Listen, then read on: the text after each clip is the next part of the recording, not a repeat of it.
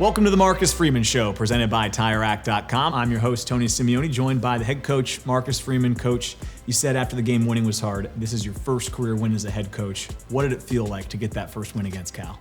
Oh, it was a relief to finally get that monkey off your back. And as I said, I think after the game, it's for me to be able to have our players experience a victory. It's such a great feeling for this university. It was a much-needed win, but one that we'll remember for a long time. I know it maybe wasn't the prettiest win. You guys didn't start the way you wanted to, but this team, I thought, showed a ton of resolve in the second half. So what did you learn about this team in the process of getting this win? You know what, as long as we execute, we can be really successful. And that's been a theme for the past couple of weeks, but what you see is a tale of two halves. And in the first half, we didn't execute exactly how we wanted and to our standard, but in the second half, what you saw was a team that really went out there, found its identity, and was able to execute at a high level.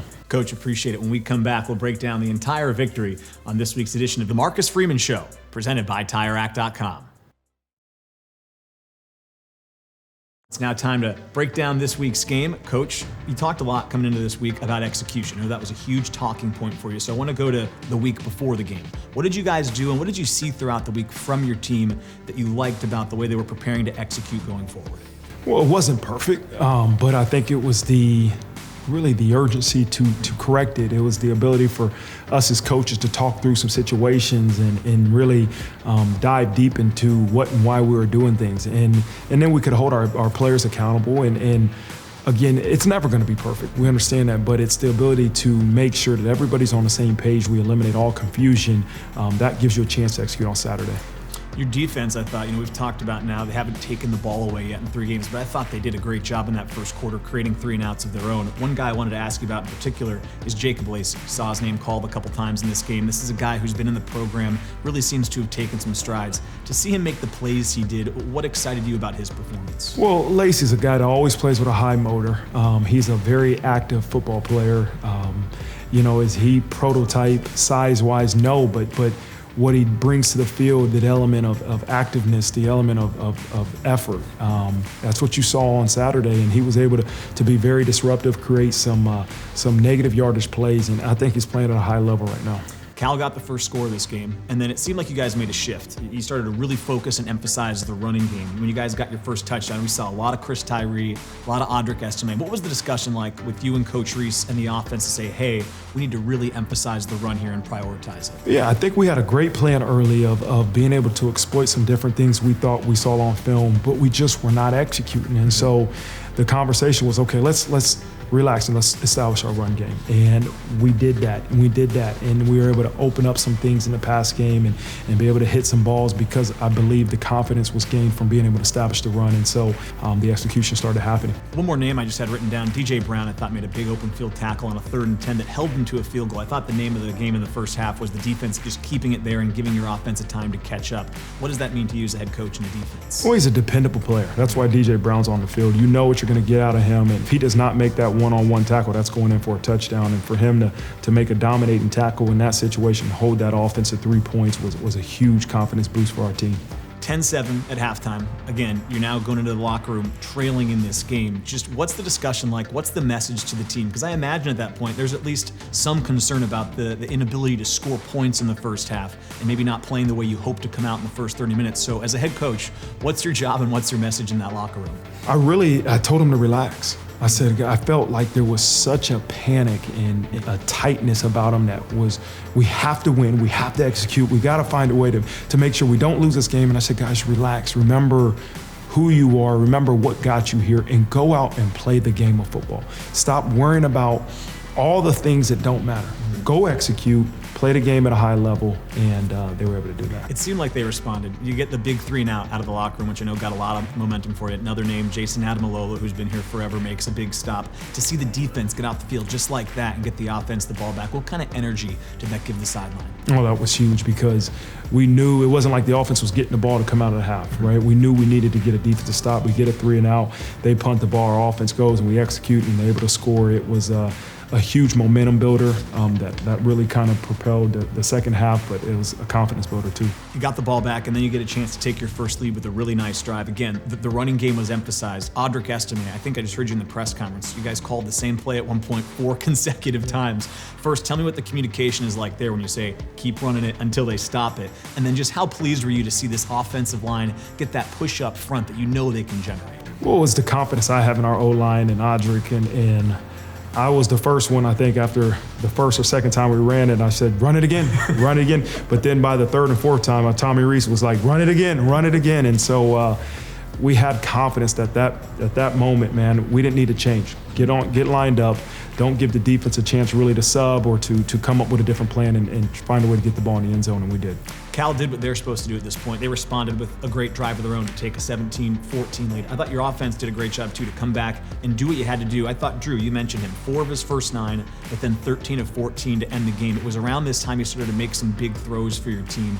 Did you see the confidence grow from him? And what did you see that maybe he changed as the game went along that allowed him to have a little bit more success? Yeah, he was starting to complete some of those easy throws that we wanted him to, and what that did was help him gain confidence in the bigger throws. A great throw to Michael Mayer on the touchdown, big throw to Chris Tyree, a big throw to Audric Estime to get him down to the inside the 10-yard line. Those are throws that are crucial and ones that we know he can make that just he wouldn't make it early in the game. And so for him to start doing that continued to help everything. I want to ask you about the locker room after the game because to me, and I think you alluded to it a little bit, it felt like there was a lot of relief. And understandably, you guys have been searching for that first win and you got it. But I heard your comments in the post-game locker room, and you wanted them to enjoy that feeling. Right? What was your message to the team, and how much did you really try to emphasize, hey, when you win in this locker room, you got to soak it in. You got to appreciate how difficult this is and what an accomplishment it is. I want our guys to understand that you have to find a way to appreciate every victory you get, and it's hard to obtain. This first 2 games taught us that, hey, never take a moment for granted, and I wanted them to enjoy it. This wasn't about the things I would say to them after a game. It was like, you know what, you've earned this feeling, enjoy this feeling, enjoy this night because it's well earned, and we'll get back to work tomorrow. Coach, appreciate it. We'll step aside and come back with more on this week's edition of the Marcus Freeman Show, presented by TireRack.com. So Drew, last week you made your first start of your career. I want to know just what was it like the whole week preparing, knowing you'd be the starter, making your first career start at Notre Dame Stadium? Preparing for the week, I just tried to do everything I possibly could to be ready for the game. I left the GU probably 10:30 every night after watching film. Would go home, try to get a good sleep, come back the next morning, watch some more film, go to class, go to practice. And I think the greatest thing that I did all week was I tried, treating every single practice like a game and, telling Coach Reese to be hard on me, coaching me hard, and preparing every single day like it's a game. And, I just did everything I possibly could to get ready for Saturday, and I'm happy I did that. What was it like in the locker room after the game? I saw some photos of you pretty fired up, but tell me what it's like in the locker room when you get a win like that. Yeah, Coach Reese always says that, we play so hard on the field to be able to, have memories, to come in here and have memories that we'll never forget for the rest of our lives because we work so hard and we put in so much work through the off season, through the preseason, and during the season to be able to, cherish the wins and celebrate together. And this locker room, it was awesome having a first win, and winning's awesome. And being in here and having everyone have such great spirits and be so positive and having the guys smile was an amazing feeling that I'll never forget for the rest of my life. I know when we talked last year, you talked a lot about wanting to come to Notre Dame. You just mentioned it too, talking to your family growing up. So I want to go off the field a little bit. You can get a lot out of this place that's not involved with football. For you, what's the experience been like to be on campus, be a Notre Dame student and not just an athlete? I think it's amazing, being able to walk around with such great students and such a great university, and a university that really cares about our football team is amazing. Walking around campus and having people, being a little more positive and uplifting is something that, we strive for because, it's 80,000 people in the stands and all those people are cheering for us. And it's amazing to be able to be at such a school where football matters so much. And, I'm just blessed to be able to be in a position to try to win and keep this going and having the university have our backs throughout the rest of the season. Last one I have for you is just obviously it's a huge opportunity this week going to North Carolina, playing a really good team that's undefeated and has put up a ton of points. What's going to be the biggest key for you guys as you prepare this week and get ready for that challenge? I think just execution and doing our job, play in and play out, and just going in, taking it one play, one life, as Coach Freeman says all the time, and just executing every play and getting better every single day throughout the season. Every single practice and every single film session, we have to get better for Saturday. UNC is a great team. Their offense is electric. They have a very good defense. Their scheme is unbelievable. Their coach is a legendary coach, and it's a great university. And we're not going to take that lightly at all. They're a great team, and we just got to focus on our execution and everything that we can control, and that's practicing as hard as we can every day and preparing as hard as we can every day to be able to go out there on Saturday and execute. Drew, appreciate the time. Thanks a lot. Thank you.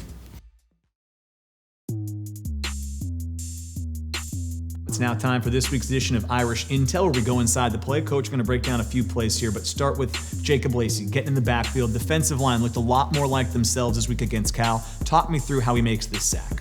Well, as you see here, we have a twist game on. Really, him and Nana are running a twist game, and Nana gets knocked off a little there, but what you see is a great execution by Jacob by getting his shoulders turned, knocking off the tackle, and by the time the tackle turns around to block him, he's in the backfield. And again, a relentless motor. That was a huge play for us defensively. All right, Coach, this is one of the biggest plays of the game right here. It's a tie game, fourth quarter. Audric Estime is going to make the catch that leads to the go-ahead touchdown. Talk me through what you see pre-snap and then what leads to the big gain. Well, we knew that we thought here was a look that the end was going to peel with Audric, and we knew we were able to, because he had outside leverage, to stick him outside, run an angle route inside. And so Audric does a great job selling that he's going to run an outside route, sticks him, comes inside, and then Drew's able to put that ball right where it needs to be because you see a backer coming from inside out there ready to be in the throwing lane. So if Drew doesn't put that ball right close to Audric, that backer's going to knock the ball down. And so it was great to see that execution, and then the turf monster got it. How much of the success of this play is diagnosing what they show you before the snap? Because it seemed like to me just watching this, Drew knew right away, okay, I've got what I want. I'm going to get Audric one-on-one versus a linebacker and have him do the rest. Yeah. So there's such a big part of the game is recognizing things you see in preparation. This was a play that we knew what they were going to do defensively. And so when you have that situation where you know exactly what you're getting defensively, you have to be able to execute because that's not going to be the entire game. Right. But there could be 4, 5, 6 plays that you know what you're getting defensively, you have the right play called offensively, then you have to execute. So, Coach, this is right after Audric got tripped up by the turf monster. Now Michael Mayer inside the red zone. 87 is always a good guy to go to when you need a touchdown. Yeah, I think what you can see is Drew read all-out pressure from their defense. And when you see that, you know you got Michael Mayer one-on-one. And again, I don't know how many DBs, linebackers in the country can cover 87 one-on-one, and for him to kind of just give him a little shake, a stick route out, and then cut back inside of him, wide open, pitch and catch, and we were able to execute. Something else I saw here too, Audric did a great job of picking up a linebacker as well. He just made the big gain, so he's probably a little bit gassed, but just talk about the blitz pickup there real quick that allows Drew to have really that extra second to get the ball to Michael. Yeah, well, with the all-out pressure, they're going to bring one more than you have, and so for Audric to really be able to scan from outside to inside, knock this backer off that's blitzing inside just enough so Drew can have an open window to throw the ball in there was a huge part of this execution. Welcome back to the Marcus Freeman Show, presented by the experts at TireRack.com. It's now time for this week's Look Ahead, where we highlight Notre Dame's upcoming opponent. It's now time for this week's Look Ahead segment, where we're joined, as always, by Bill Reese. Bill, as always, appreciate you taking the time. It was great to see Notre Dame get a win this past weekend. First thing I want to talk about is really just how this team responded. The offense wasn't itself in the first few drives, a lot of 3-and-outs, but they really seemed to figure it out, committed to the running game. Drew Pine also looked a lot more comfortable. What was your biggest takeaway with what the offense was able to figure out as they went throughout the game against Cal? Well, I think really the entire team rallied, played with a lot of spirit. Didn't get off to as fast a start as we would have liked to offensively, but, defensively, they kept us right in it. They did a great job of swarming the ball, keeping big plays to a minimum. But I just think anytime you've got a new quarterback, you've got a new cadence, you've just got a new face in there running it. There's going to be a little bit of time to get used to all the other players and all the other surroundings. And I think it took Drew a few series to get comfortable. And, once he settled in, I think he saw what Drew could do. And I think he ended up completing 14 of his last 15 passes. We got the running game going. That always helps a quarterback. And, he found Mike Mayer when he needed him the most. That's the best safety blanket in the country, probably 87 in green on Saturday. Right. Let's talk about those running backs. Chris Tyree is somebody that I think maybe didn't touch the ball as much as the team would have liked to see in the first few weeks. That certainly wasn't the case on Saturday. They found a way to get him the ball on the ground and through the air. He's a player that it feels like just yesterday he was this young, exciting freshman. Now he's kind of a veteran leader on this team. What impressed you most about Chris Tyree's performance? Well, Chris is so versatile. He can run inside. He can bounce the ball outside. He's an excellent receiver. He really stepped up on Saturday, made some really key plays that, route that he ran to, get open for the touchdown. He really did a great job of setting up the linebacker. But you're going to see him, be able to do a lot of different things. And, he really complements Audric. He complements Diggs. He's really a valuable player on offense for us.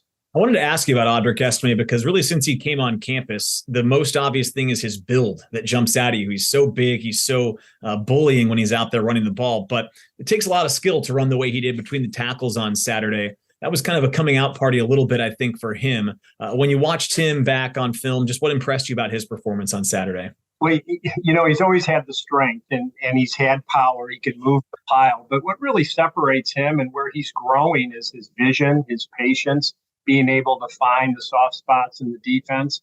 And he really has light feet for a big back. So he can avoid penetration, get out at some tight spots. I just think you're going to see him continue to grow and grow. And, he's really a young player. He didn't have many carries a year ago. And, he's really been impressive early on.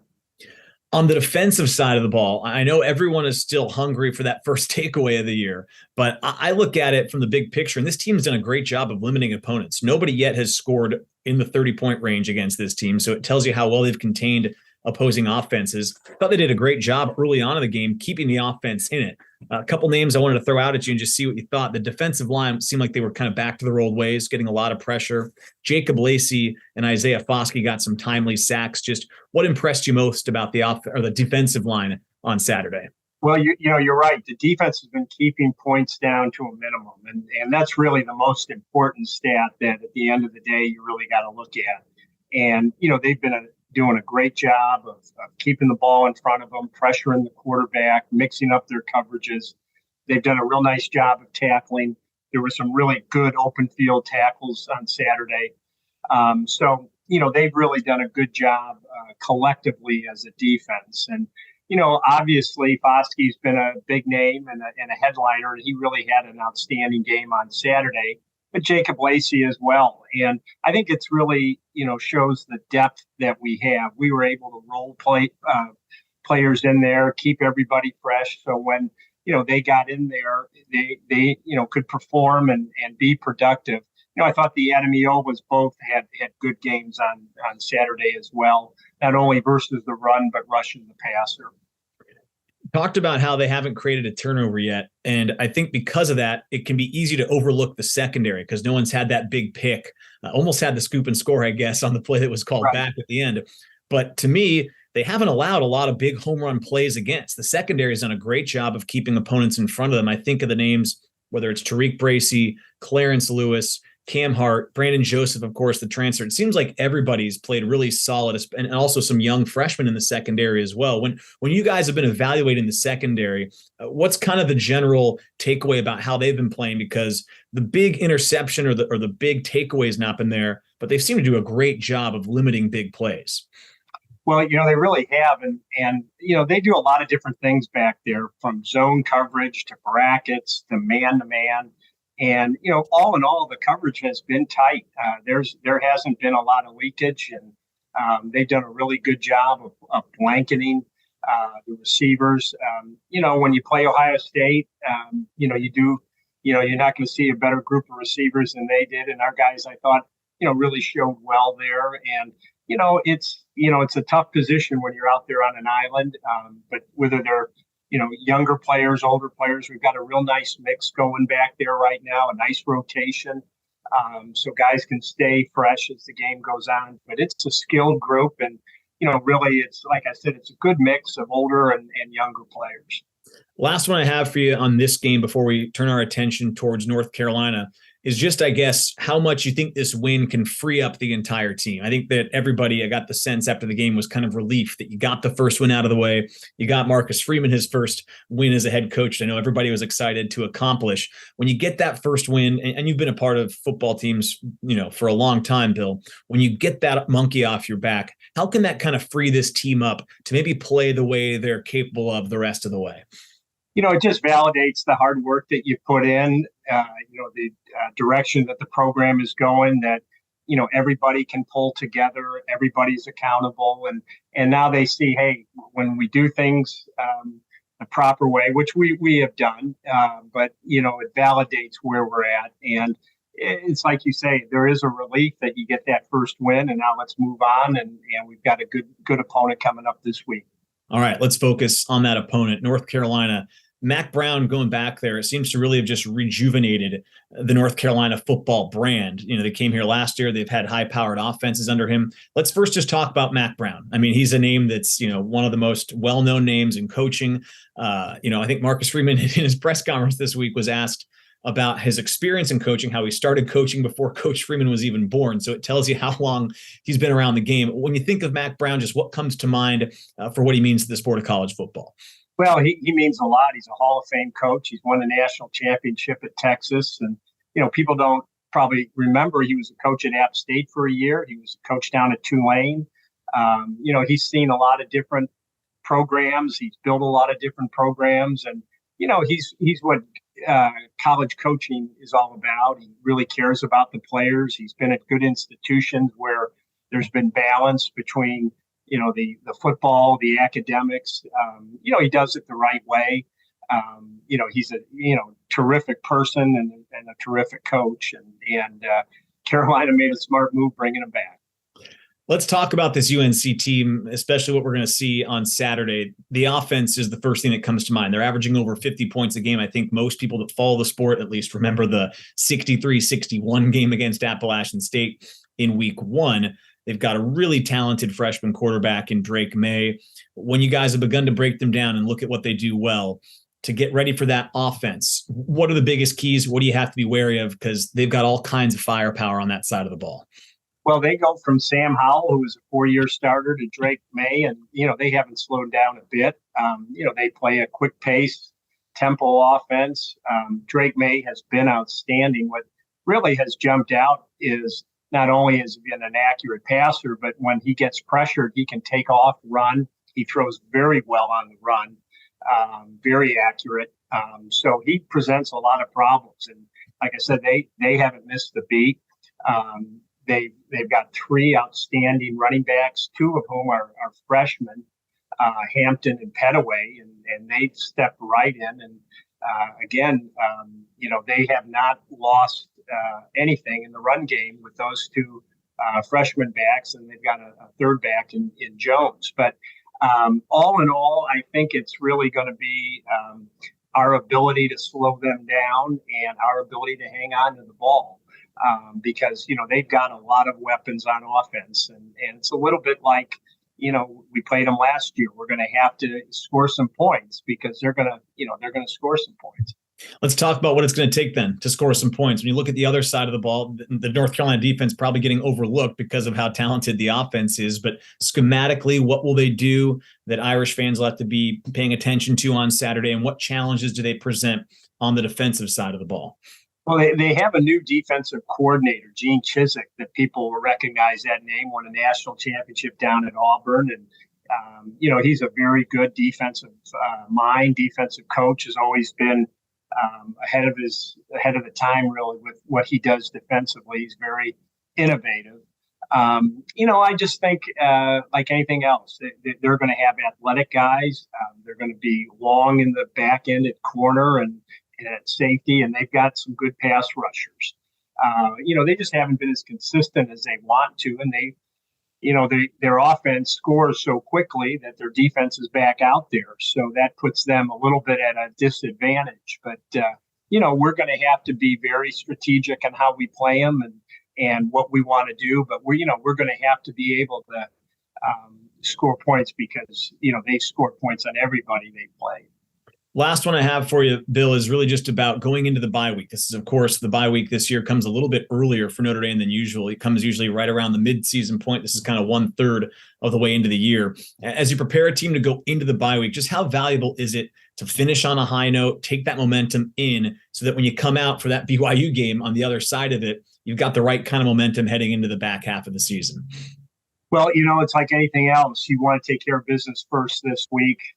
The bye week, like you said, it comes early, but it'll have some advantages by being able now to look back, see what we've done here in the first 4 games. Where we need to get better, where we need to focus some of our attention. Take a look at our schemes, take a look at our personnel. You'd like it maybe a little bit later in the season, but it comes at a good time because we've had 4 games. We've had some, different opponents. Gives us some time to look at ourselves. Well, Bill, it's going to be a fun game this weekend in Chapel Hill. Excited to check it out, and hopefully Notre Dame gets themselves to 2-2 before the bye week. As always, we appreciate the time. Anytime, Tony. We now present the highlights from a recent Coach Freeman press conference. Coach, last week you guys used a 2-back set offensively very effectively. I just wonder, as a former defensive coordinator, what are some of the issues that the 2 backs create defensively?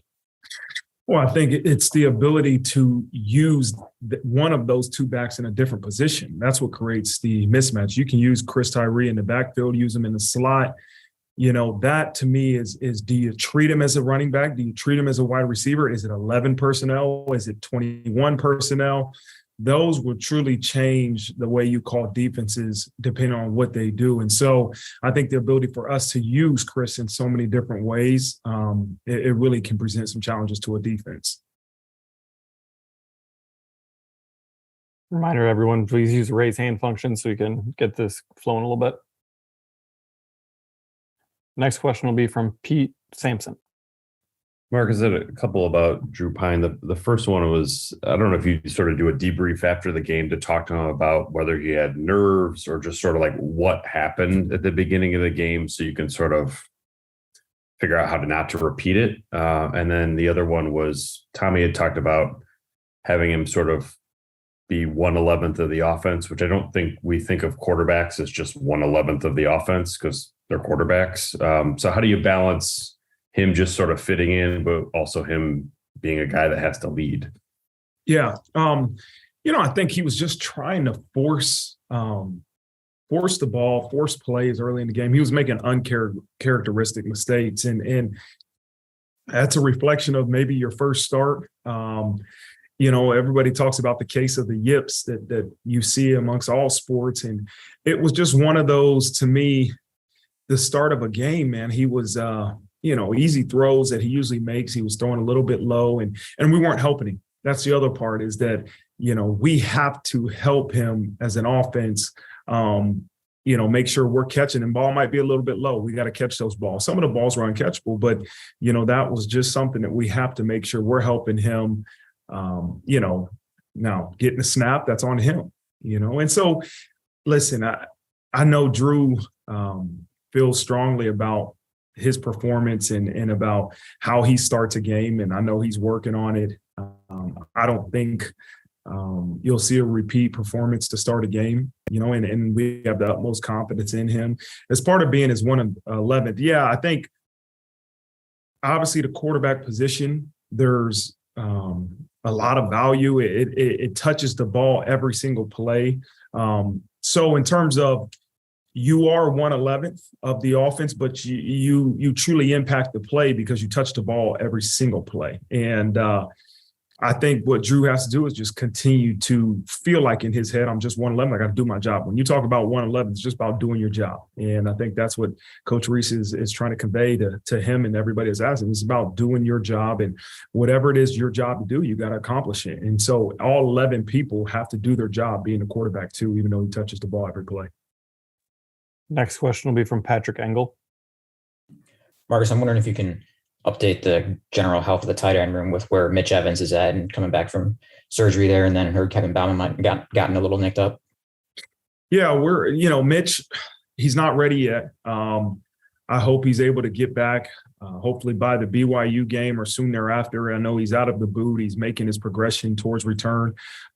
So we'll see. Kevin, he kind of got twisted up a little bit yesterday, and so we're still waiting to see how he feels today and his return today. But, that's still to be determined depending on how the day goes. Next question will be from Eric Hansen. Coach, I know you got a game in front of you. We won't have a chance to ask you this, so I'm just curious, how will you use the bye week to your advantage for rest for the players, kind of self-scouting and honing in on things? How have you kind of sketched that out? Yeah, I hope after 4 weeks or 4 games, we're not tired. I don't plan to rest them a lot. We gotta get better. We gotta develop in that week, and we'll have a couple practices, 3 or 4 practices during that week to continue to, we'll find ways to develop as individuals, as football players. And so we'll utilize that. Again, it's not like it's after week 6 or towards the end of the year. We're talking about the first third of your season will be complete as we hit our bye week. And so, if the guys are banged up, obviously we got to be smart and try to get them to return to play. But the majority of guys it's the development time. It's practice time. It's ways to get better. And that's the only way you get better is out there in practice. And so we'll do that during the week. Coaches will be recruiting early in the week and later in the week. We got to use this as time to go out and see, some of our guys and, evaluate some prospects. And so we got to get a lot of that week. We're going to be busy. We'll be busy as a football program here with our current team and then also out recruiting. Just a reminder to use the raise hand function. We'll go back to Tim Priester with the question. Marcus, I was wondering if you addressed the tough coaching situation that was caught on film between Coach Reese and Drew Pine, or if you just let your coordinator / quarterback coach deal with his quarterback about that. No, I think it's something that might have been a bigger issue to those outside the football program than it was to us inside the football program. That tough coaching is what you get every day. And I've always had a strong belief you can push guys as far as they trust you. And to me, that is a reflection of Coach Reese and Drew Pine's relationship, and Drew Pine's the first to say, I want tough coaching. I want that type of coaching. And obviously Tommy and myself and everybody in this program, we got to be cautious on the language we use, and I got to remind myself, I have 6 kids and I'm sure little ones are watching. You got to be careful on the language you use, but that's an intense moment that we had to, try to find a way to get Drew to snap out and to be able to perform at the level we expect. And again, you don't treat every player the same in terms of how you coach them. You treat them in terms of what will help them respond in the right way. And for that moment, that's what Drew needed. And Drew would be the first one to tell you that. And so, but I hope people understand that is a reflection of the relationship they have and plenty of other coaches have with their players, is that, hey, they know it's not personal because of the relationship we have. There's a trust issue. If you don't trust your coaches and all of a sudden he's screaming at you to do your job, then all of a sudden, you know what, that's not going to get the results that you want. Okay. But if you have a strong relationship with the guys in your room, they trust you. Those moments that are intense are never personal. It's all about making sure we get the job done. Next question will be from Pete Sampson again. Marcus, I apologize. It's already been asked. I'm not sure if it has, but just Tyler Buckner coming through surgery, kind of an update on that. He was up in the box, I think, during game day. What do you want him to sort of get out of the rest of the season? I think there's twofold. It's just one, to be another coach, to be an extra set of eyes, to be able to help our quarterback room.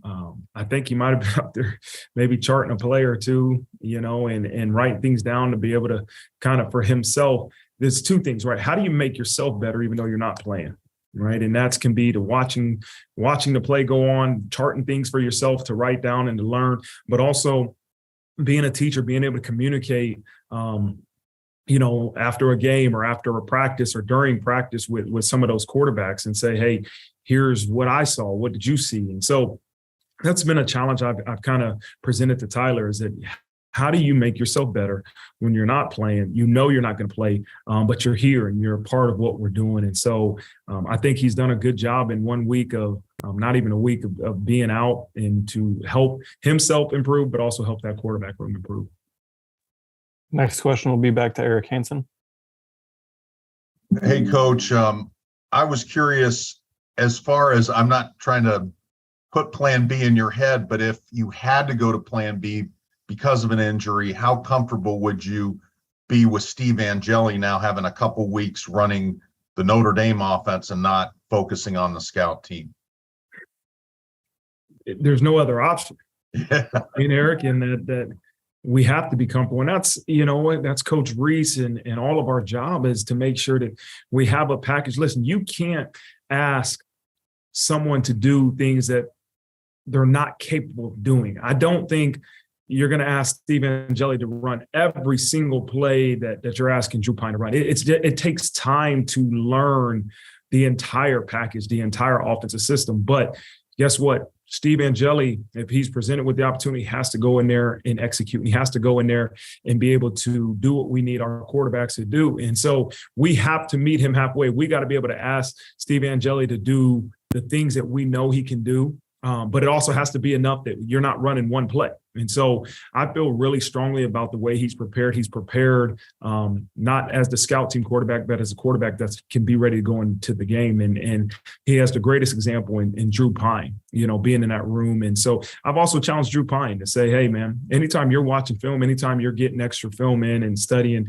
you got to drag Steve Angeli with you, or you got to bring him with you. And because he's got to learn what it really means to prepare as a college quarterback. And I think you're seeing a lot of growth between those two in this week. And again, Eric, I'm confident because he is our option. He's our next option. If something happens with Drew, he's got to go in the game and he's got to do his job.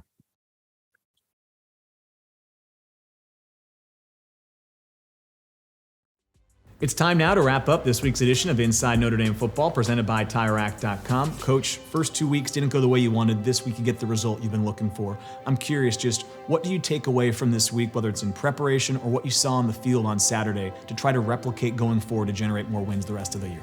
Well, as I told the group yesterday, is that we can't let the outcome of a game mask the evaluation of the film. And we have to have that same eye we had last week after a tough loss versus Marshall, even after a great win versus Cal. We have to have that same eye as we evaluate the execution, as we evaluate those things we have to work on. So I would tell them that, hey, don't focus on the outcome. Continue to focus on the things that it takes to give us a chance to have a successful outcome. And that's what I hope this week of preparation is like. Great opportunity coming up here this weekend when you go down to North Carolina. They're undefeated. They average over 50 points per game. It's going to be a great test for your team. As you prepare for them, what's going to be the biggest key to getting a victory?